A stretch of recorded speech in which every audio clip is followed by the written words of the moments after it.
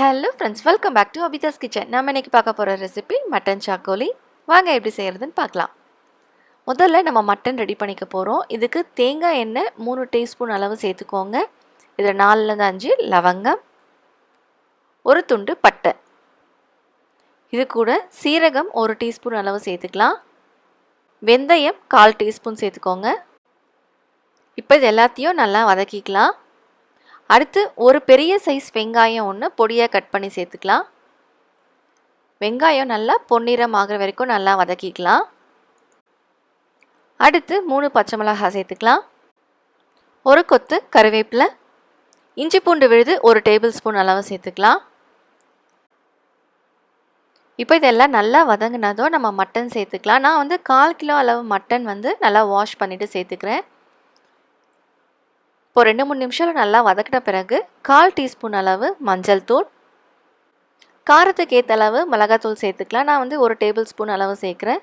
தனியாத்தூள் 1 table spoon, garam masala 1/2 teaspoon அளவு சேர்த்துக்கலாம். இது கூட தேவைக்கேற்ற மாதிரி உப்பு. இப்போ தண்ணி எதுவும் சேர்க்காம ஒரு 5 நிமிஷம் அளவுக்கு நல்லா வதக்கிக்கோங்க. அடிப்பிடிக்காமல் இருக்கிறதுக்காக தண்ணி கொஞ்சமாக தெளித்து அடுத்த ஒரு 5லேருந்து 10 நிமிஷம் அளவுக்கு நல்லா வதக்கிக்கோங்க. இந்த மசாலாவோடவே இந்த மட்டன் நல்லா வேகணும். இப்போ நல்லா வெந்த பிறகு ஒரு 4லேருந்து 5 கப் அளவு தண்ணி சேர்த்துக்கலாம். ஏன்னா நம்ம மாவு சேர்க்கறதால தண்ணி தாராளமாக வைங்க, இல்லைன்னா ரொம்ப திக்காயிடும். இப்போ இது நல்லா கொதி வந்துருச்சு. இப்போ நம்ம குக்கர் மூடி வச்சு மட்டன் நல்லா சாஃப்ட் ஆகிற வரைக்கும் வேக வச்சுக்கோங்க. இப்போவே உப்பு பார்த்துக்கோங்க. ஒரு 4லேருந்து 5 விசில் அளவுக்கு நல்லா வேக வச்சுக்கலாம். அடுத்து நம்ம டம்ப்ளிங்ஸ் ரெடி பண்ண போகிறோம். இதுக்கு இடியாப்ப மாவு இல்லை அரிசி மாவு எது வேணாலும் எடுத்துக்கோங்க. நான் 1 கப் அளவு எடுத்திருக்கேன். இதில் தேவைக்கேற்ற மாதிரி உப்பு. நம்ம மட்டன் குழம்புலையும் உப்பு சேர்த்துருக்கோம், அதனால் பார்த்து சேர்த்துக்கோங்க. இப்போ இதில் நம்ம கொதி தண்ணி ஊற்றி மாவை கலக்க போகிறோம். நம்ம இடியாப்பம்க்கெலாம் எப்படி செய்வோமோ அதே ப்ராசஸ் தாங்க. இப்போ மாவு கொஞ்சமாக ஆறுனதும் கையில் கொஞ்சமாக எண்ணெய் தேய்ச்சி இந்த மாதிரி நல்லா பிசைஞ்சிக்கலாம். இந்த மாதிரி செய்யும்போது சாஃப்டாக வரும். ஒரு 2-3 நிமிஷம் அளவுக்கு நல்லா இந்த மாதிரி பிசைஞ்சிக்கோங்க. அடுத்து நம்ம ரெடி பண்ண மாவை ஒரு 5 நிமிஷம் போல் நல்லா ஊறின பிறகு நம்ம சின்ன சின்ன பாலாக உருட்டிக்க போகிறோம். இந்த மாதிரி சின்ன சைஸாக இருந்தால் தான் அது குழம்புல ஊறி அது டேஸ்ட் நல்லாயிருக்கும். இப்போ இந்த மாதிரி உருட்டிட்டு நடுவில் இந்த மாதிரி அழுத்தி விட்டுக்கோங்க. இதே மாதிரி நம்ம எல்லா உருண்டையும் ரெடி பண்ணிக்கலாம். இந்த ரெசிப்பியில் இந்த மாதிரி இந்த டம்ப்ளிங் செய்யறதுக்கு தான் கொஞ்சம் டைம் எடுக்கும். இப்போ குக்கரில் ஸ்டீம் போயிடுச்சு. இப்போ திறந்து பார்க்கலாம். நம்ம ரெடி பண்ண மாவை சேர்க்கறதுக்கு முன்னாடி மட்டனை செக் பண்ணிக்கோங்க. மட்டன் இப்போவே நல்லா முழுசாக வெந்திருக்கணும். நம்ம ரெடி பண்ண டம்ப்ளிங்ஸ் போடுறதுக்கு முன்னாடி தண்ணி நிறைய வச்சுக்கோங்க. ஏன்னா அரிசி மாவு அப்படிங்கிறதால இதில் போட்ட உடனேவே அந்த குழம்போட திக்னஸ் அதிகமாகிடும்.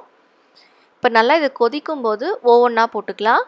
ஒரேடியாக சேர்த்தோம் அப்படின்னா ஒன்றோட ஒன்று நல்லா ஒட்டிக்கும். இந்த டம்ப்ளிங்ஸை திக்கடி அப்படின்னு சொல்லுவாங்க. இப்போ இது வேகிற அளவுக்கு தண்ணி தாராளமாக வச்சுக்கோங்க. இது வெந்து வந்துச்சு அப்படின்னா மேலுக்கு ஃப்ளோட் ஆக ஆரம்பிச்சிடும். இப்போ கிட்டத்தட்ட ஒரு 10 நிமிஷம் அளவுக்கு ஆயிடுச்சு. இந்த மாதிரி ஸ்லோவாக கலரி விடுங்க. அடுத்து நம்ம ஒரு தேங்காய் பேஸ்ட் ரெடி பண்ண போகிறோம். 1/4 கப் அளவு தேங்காய், 1/2 டீஸ்பூன் அளவு சீரகம், இதில் கொஞ்சமாக தண்ணி சேர்த்து இந்த மாதிரி அரைச்சி எடுத்துக்கலாம். இப்போ இதை நம்ம ரெடி பண்ணி வச்ச குழம்புல சேர்த்துக்கலாம். அரிசி மாவும் திக்னஸ் கொடுக்கும், அதே மாதிரி இந்த தேங்காவும் பார்த்திங்கன்னா நல்லா ஒரு திக்னஸ் கொடுக்கும். இப்போ இதோட கன்சிஸ்டன்சி நல்லா திக்காக ஆகிற வரைக்கும் நல்லா இந்த மாதிரி கொதிக்க வச்சுக்கோங்க. இப்போ இந்த டம்ப்ளிங் பார்த்திங்கன்னா நல்லா வெந்துருச்சு, நல்லா சாஃப்டாக இருக்குது. அதே மாதிரி இந்த மட்டனோட ஃப்ளேவரோடு அதை சாப்பிடும்போது ரொம்பவே நல்லாயிருக்கும். கடைசியாக கொஞ்சமாக கொத்தமல்லி சேர்த்து அடுப்பை ஆஃப் பண்ணிடலாம். இந்த மட்டன் சாக்கோலி அப்படிங்கிறது கன்னியாகுமரி சைடில் ரொம்பவே ஃபேமஸான ஒரு டிஷ்ங்க. கண்டிப்பாக நீங்கள் ட்ரை பண்ணி பார்த்து எப்படி இருக்குன்னு சொல்லுங்கள். உங்களுக்கு இந்த வீடியோ பிடிச்சிருந்தா மறக்காமல் லைக் பண்ணுங்கள், ஷேர் பண்ணுங்கள், சப்ஸ்கிரைப் பண்ணுங்கள். தேங்க்யூ.